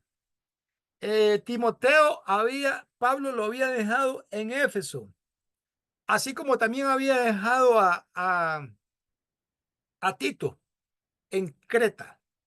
Pero los problemas de Éfeso y los problemas de Creta son diferentes. Los problemas de Éfeso tienen que ver, ¿verdad?, con liderazgo. Y por eso Pablo les da una larga lista de 20 cualidades que debe tener el anciano, el obispo, y cualidades parecidas para el diácono. Porque Pablo quiere que en Éfeso haya ancianos. Y por eso le da esas instrucciones a Timoteo. Porque aparentemente en Éfeso no había, es decir, estaban escaseando hombres íntegros, como que había mucha influencia griega y como que pareciera que los hombres tenían la libertad de tener más de una esposa, y esa creencia todavía se estaba metiendo en la iglesia. Y había hombres que eran dados al vino, o sea, les gustaba tomar para emborracharse, y eran pendencieros. Y había hombres que no tenían decoro, que no se comportaban de una forma honrosa. Entonces, por eso el apóstol Pablo se ve la necesidad de especificarles a ellos requisitos para los líderes que obviamente también todos los cristianos deberíamos cumplirlos. ¿Me entiende? No es solamente para los líderes, es para todos los cristianos. Eso es muy importante explicarlo, porque cuando uno no lo lee bien, entonces está diciendo, como yo no soy anciano, entonces yo puedo emborracharme. Como yo no soy anciano y yo no quiero ser anciano, entonces yo no tengo que cumplir con el requisito de no ser pendenciero. Yo puedo ser pendenciero porque yo no quiero ser anciano. ¿Me entiende? El problema del legalismo, ¿cómo entra? y hay gente tan dura de corazón, ¿verdad? Entonces yo puedo ser, yo puedo buscar ganancias deshonestas, porque yo no anhelo ser obispo, ¿ve? Entonces yo puedo, no tengo que ser sobrio, no es obligatorio que yo sea sobrio porque yo no deseo obispado. Entonces yo no tengo que ser prudente, ¿ve? Solamente el que va a ser anciano tiene que ser prudente. ¿Me entiende lo que quiero decirle? O sea, cuando usted ve estos como requisitos exclusivos para el que va a ser anciano, entonces estamos leyendo mal la epístola. No son exclusivos para el que quiere ser anciano. Son para todos los miembros de la iglesia. De todos los miembros se espera que desarrollen esos requisitos, esas características más bien. No les llamemos requisitos, llamémosles características que todo hijo de Dios debería tener como fruto de su entrega a la causa de Cristo. Como ustedes pueden ver, entonces leer bien la Biblia requiere eso, ¿verdad? Dejar de verla como un libro que está normando cosas, codificando conductas, no, simplemente está tratando con problemas que estaban ocurriendo en ese momento. Bueno, podríamos dejarlo ahí, lo relacionado con 1 Timoteo. Como siempre, me gusta siempre, ¿verdad? Oírlos a ustedes para ver qué reacción hay de algunos de ustedes acerca de esto que acabamos de tocar, ese tema. ¿Alguno quiere compartir? Por favor. Sí, Carlos, qué bueno. Oye, disculpa que interrumpa tanto, hermano. No, no, hermano, al Pero, contrario, esta clase es para interacción, hermano. pero realmente ha tocado puntos clave, ¿no? Dentro de lo que nosotros mucho tiempo hemos estado estudiando y analizando y compartiendo con diferentes hermanos, incluso que vienen aquí de visita. Con Chacón en una ocasión hablamos del tema. Qué bueno, hermano. Hablamos mucho sobre este texto porque es importante. Claro, Y, claro. y ahora que usted acaba de decir eso, hermano, confirma lo que yo le he estado enseñando a la iglesia por mucho tiempo, que estos requisitos no son solamente exclusivos para los obispos o ancianos, pastores igual, sino que todos los cristianos deben de cumplir con dichos requisitos. Claro, cuando hablamos ya del ministerio, lo que anhelan, dice aquí el texto, lo que anhelan el obispado, se especifica realmente lo que debe tener en cuenta para poder realmente dar muestra de obra, ¿no? En cuanto al ministerio que va a desarrollar, en este caso como pastores. Y me encanta mucho, ¿sabe por qué, Carlos? Porque me llama la curiosidad que hoy día hay una tendencia a que aquí en Palma, por lo menos, no sé allá donde ustedes viven, pero aquí en Palma se han abierto ya iglesias apostólicas. O sea, que hay congregaciones que tienen apóstoles de hoy día. Sí, sí, sí.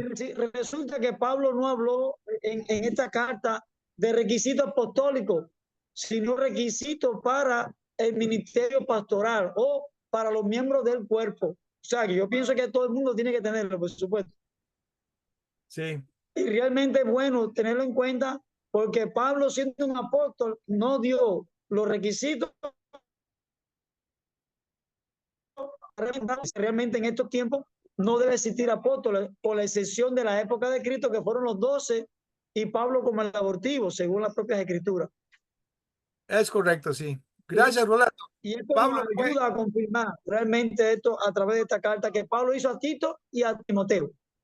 Sí, ve qué interesante, Rolando, qué interesante lo que me estás contando, ¿verdad?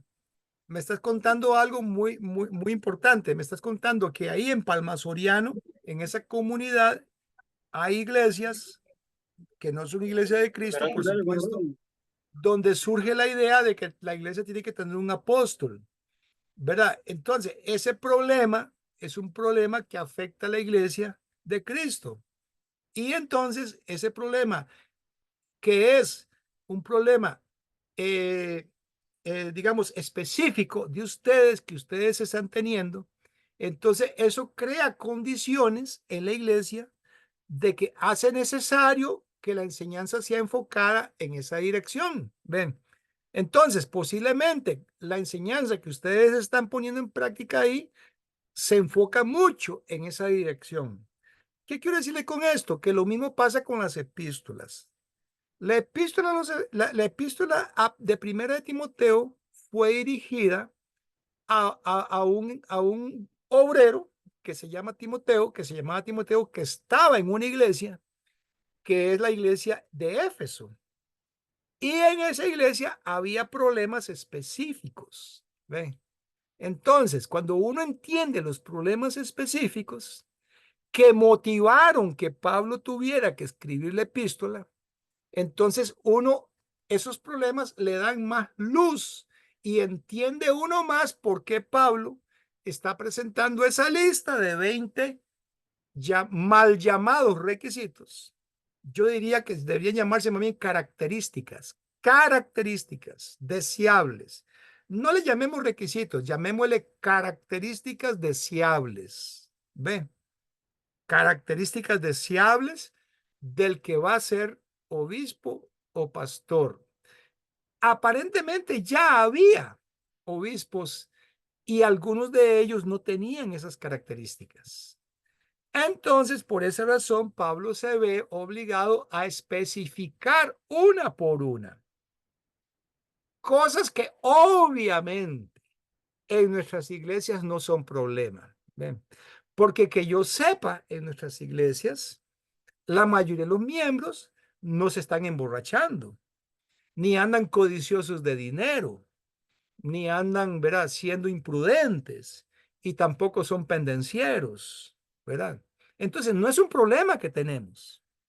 Por eso, entonces, cuando uno lee bien por qué son los problemas que están ocurriendo en Éfeso, que motivaron al apóstol Pablo a especificar características obvias que se esperan de todo miembro de la iglesia. ¿Ven?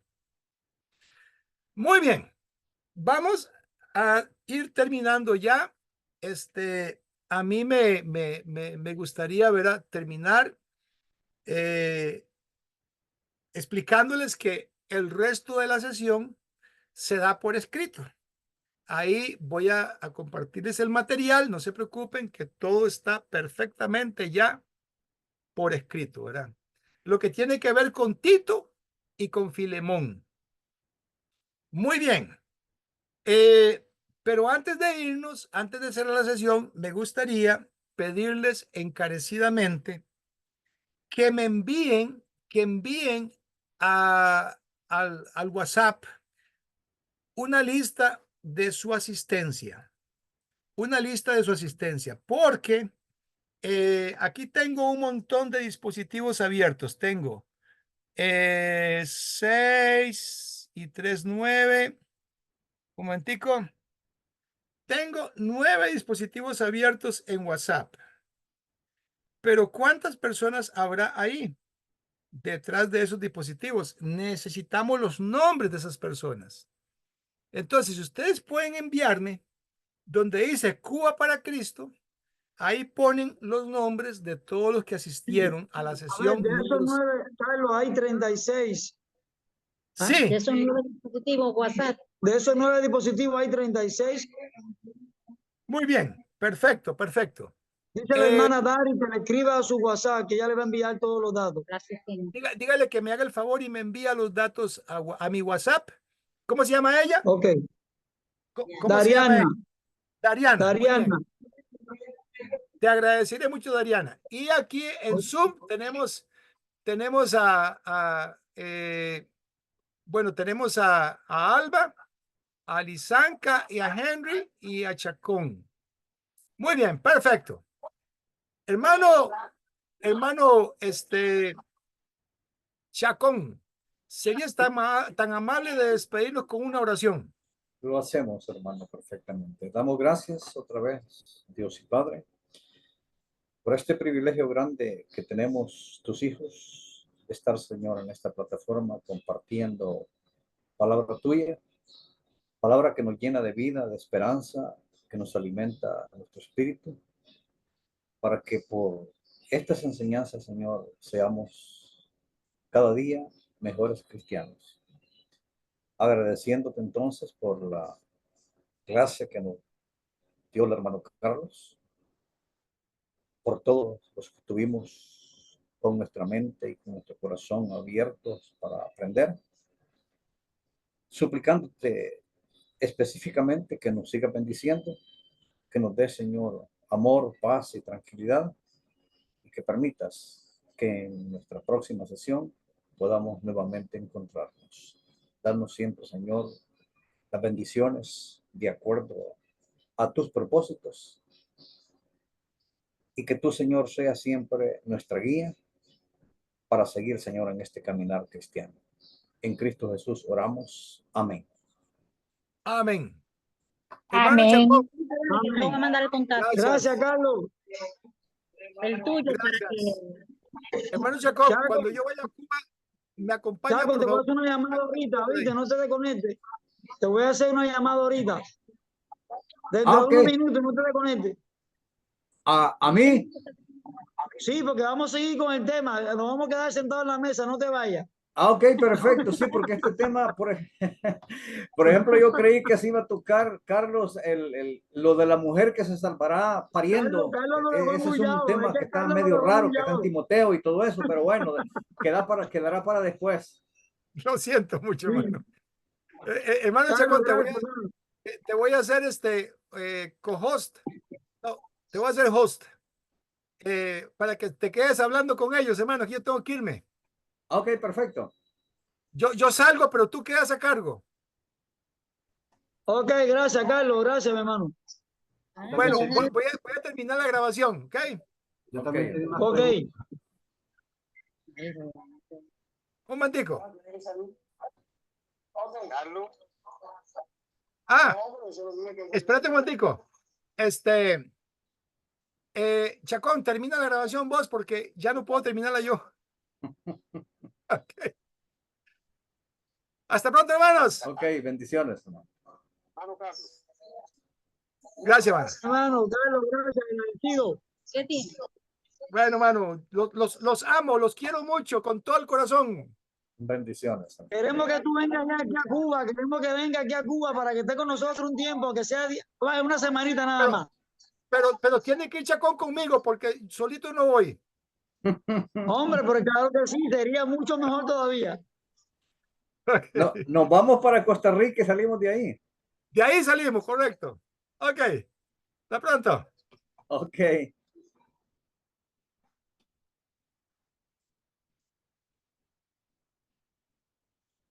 Entonces, Rola, dime. Tú sabes, Chaco, retomando lo que estábamos hablando ahorita de la carta de Tesalonicenses, nosotros sabemos que, como decía Carlos, es un tema bastante complicado, porque es que hay muchas opiniones, ¿no?, sobre el tema, pero nosotros hemos estudiado, hemos hablado, hemos intercambiado, porque realmente deberíamos tener no solamente una idea, sino llegar a puntos doctrinales que pudiéramos realmente entender el pasaje. Y no estoy diciendo que tendremos la verdad absoluta. Definitivamente. Pero es algo que nos permite tener una visión de lo que estaba hablando Pablo. Porque Pablo está hablando para esta iglesia, pero también para nosotros. Porque él está hablando, incluso la pregunta es, recuérdense que cuando estaba con ustedes le había dicho estas cosas. Y entonces la vuelve a hablar con ellos. O sea, era un asunto que estaba retomando Pablo otra vez a través de la carta. Y es por eso que nos maravilla, ¿no?, el tema como tal. Escuchen, que es importante, escuchen. Entonces, cuando Pablo está hablando aquí en Tesalonicenses, él empieza diciendo que este asunto de la manifestación del hombre de pecado era algo que ya estaba en acción. Es lo primero que yo veo aquí, algo que ya estaba en acción, pero que estaba como que impedido a una manifestación completa debido a que algo le impedía a esos impíos manifestarse con poder, que es lo que viene más abajo. Entonces, cuando yo leo el pasaje, me doy cuenta que Pablo está diciendo que algo a su vez, dice el versículo 7, porque ya está en acción el misterio de la iniquidad. Solo que hay quien al presente lo detiene hasta que él a su vez se ha quitado de en medio. Y dice el versículo 8, y entonces se manifestará aquel inicuo, a quien el Señor matará con el espíritu de su boca y destruirá con el resplandor de su venida. Inicuo, cuyo advenimiento es por obra de Satanás, con gran poder y señales y prodigios mentirosos, y con todo engaño de iniquidad para los que se pierden, por cuanto no recibieron el amor de la verdad para ser salvos.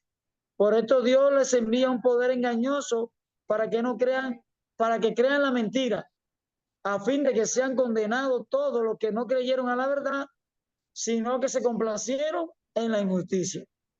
O sea, cuando leemos el pasaje, nos damos cuenta de la importancia de lo que Pablo está hablando. Pablo está hablando de un asunto que estaba ocurriendo ya en su tiempo, que tenía que poner en peligro la doctrina, porque no se estaba hablando conforme a la verdad que realmente ellos mismos habían expuesto.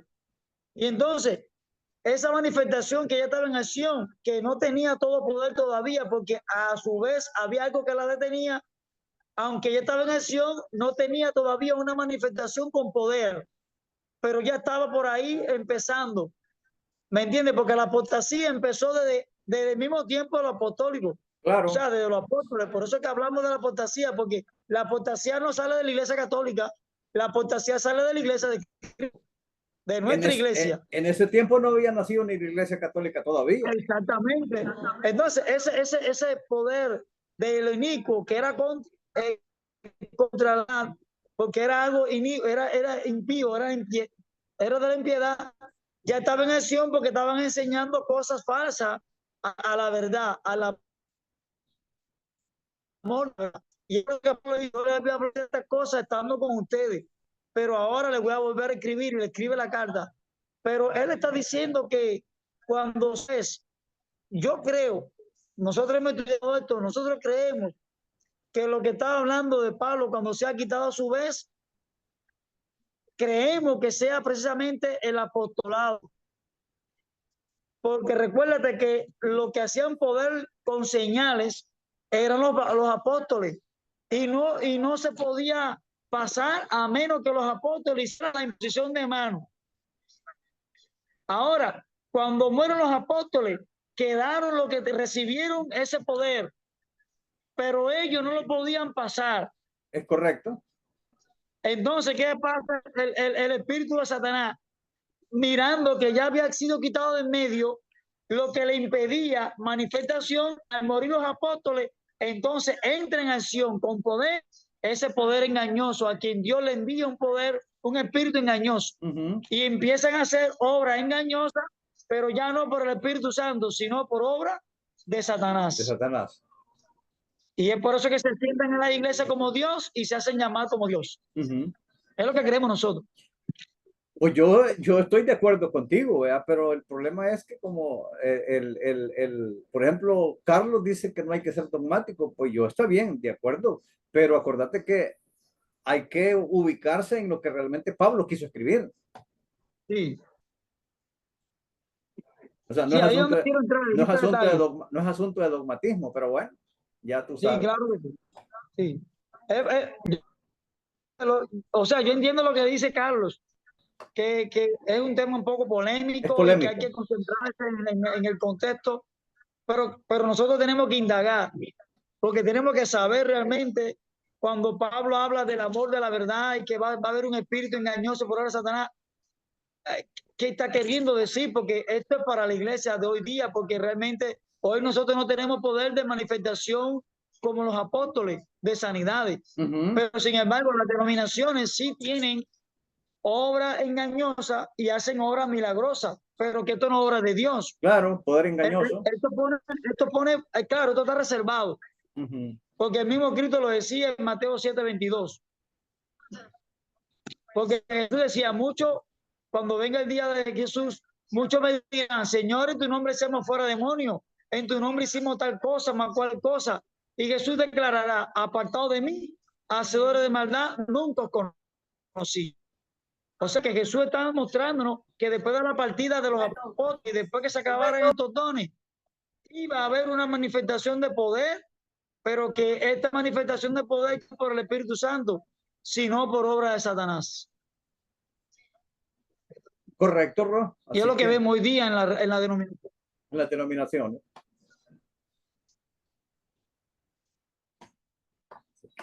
El tema es hermoso, pero hay que buscarle.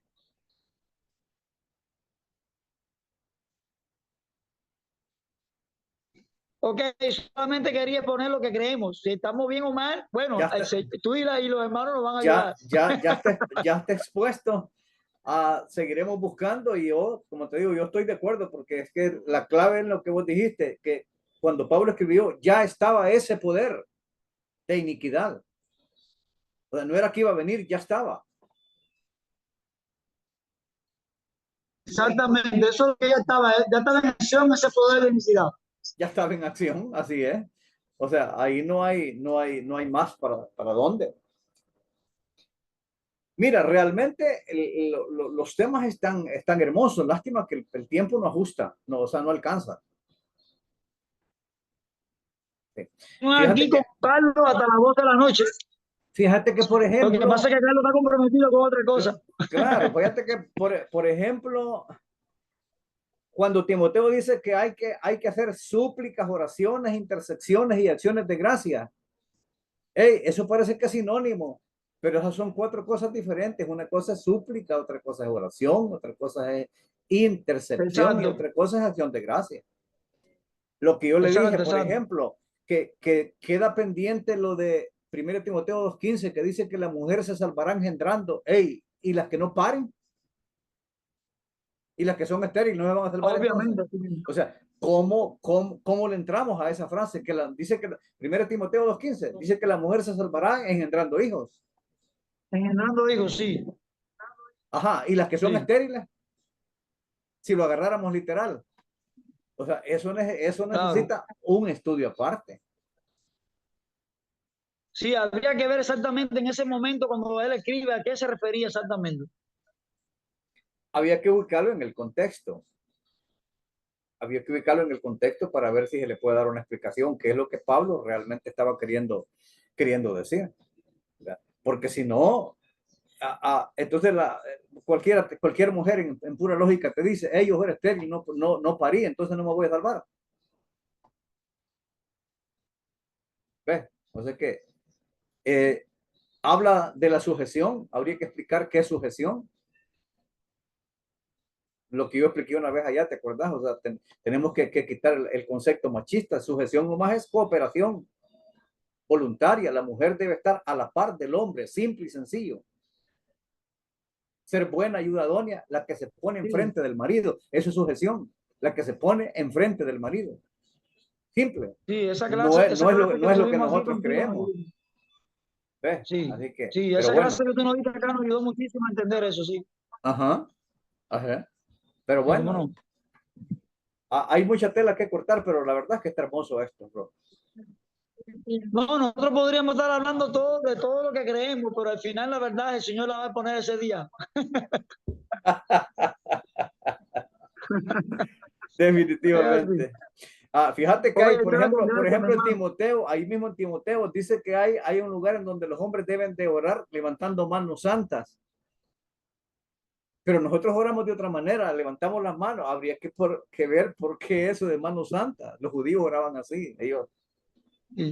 No, y te digo una cosa, hay iglesias de Cristo que hoy día toman ese texto literal y cuando oran, levantan las manos y están así. Y ahí mismo en esa frase dice que hay que orar en todo lugar, en todo lugar. Entonces el asunto es que en todo lugar. O sea, el problema es que las sinagogas en esa época y los templos paganos que tenían ellos tenían un montón de recovecos y un montón de lugares en donde podían orar. Ese es el problema, ubicándolo en el contexto. O sea, por eso te digo, esta carta es hermosa, eso no es. La Tú carta, no sabes es de que me so- recordé los otros días. la carta no es de soplar y hacer botellas, compadre. Así mismo es. Así mismo es. Tú sabes que me acordé los otros días cuando estábamos dando la clase del Hades, Ajá. que tocamos ese pasaje Ujú. de Lucas 16. Sí. Me acordé exactamente de lo que nos... Yo no quise intervenir porque yo me acordé totalmente de lo que tú nos enseñaste sobre el Hades, que Jesús llevó a sus apóstoles allá. Eso no se me olvida. Él llevó a los apóstoles a la mera puerta del infierno, que así se llamaba ahí. Exactamente. Yo no intervine porque me acordé de eso y dije, espérate, que aquí están hablando de algo que no es... O sea, lo están manejando por otra vía, pero me acordé Claro. de lo que me dijiste, porque cuando se hace un exégesis del lugar y se conoce que en ese lugar existía tal puerta, entonces decimos, no, entonces esto es más correcto. Es obvio. Allí Y había entendemos una mejor la puerta que enseñanza se de llamaba Jesús. la puerta del Hades, que aventaban gente viva y para alimentar el río que pasaba debajo, que el río ahí está todavía. Exactamente, obviamente. No, ya cuando uno tiene una clase, como tú diste, más activa, con detalle específico del terreno, uno entiende mejor a lo que se refiere el texto. Por eso es que lo que decía Carlos es cierto. No podemos dar verídicamente lo que está diciendo el Tesalonicense, porque hay cosas que no estamos viendo, que desconocemos. Correcto. Tenemos una idea, pero hay cosas que se están obviando. No más una idea, así es. Sí. Así que, así estamos, Ok, Rola. una cosa que te voy a decir, tómale la palabra a Carlos y haga lo posible por venir juntos. A nosotros nos gustaría tenerlos los dos por acá. Bueno, vamos a ver si hoy en diciembre yo tengo todo el mes. Tal vez se anima. Andrés tiene la finca en función de ustedes. Y Andrés tiene ahí los chistes ya listos y las guayabas. Vengan para acá, tengo un cuarto preparado para ustedes también. No tienen que alquilarse. Ok. Ya oíste, Chaco, ¿viste? Así que ya tienen los dos ahí, las puertas abiertas aquí. Vamos a colaborar con el pasaje si es necesario. Hay que decirle a Carlos, hay que escribirle a Carlos ahí que se anime para diciembre. Claro que sí, vamos a tratar de que, claro que sí, y que Rocky también nos ayude en eso, para que puedan venir los dos. Claro. Villa Costa Rica, ok. Entonces, Ro. Ok, un abrazo a los dos, los queremos. Cuídense. Pues, bendiciones. Vale. Chao. Andrés, mi hermana. Bien, bendiciones, hermano. Okay. Nos vemos en diciembre. Aquí está la puerta. Aquí está la Esperemos puerta. que sí.